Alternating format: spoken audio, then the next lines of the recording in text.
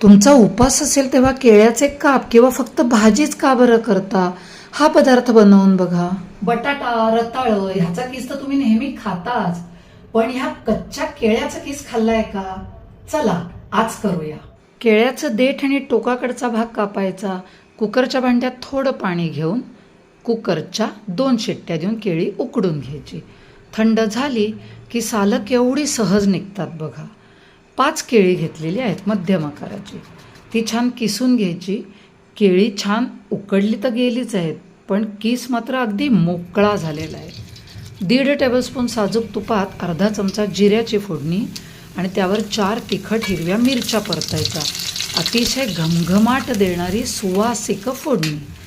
त्याच्यावर केळ्याचा किस, चवीनुसार मीठ, 2 ते 2.5 टेबलस्पून भाजलेल्या दाण्याचं कूट, अगदी पाव चमचा साखर, थोडीशी कोथिंबीर आणि ओलं खोबरं.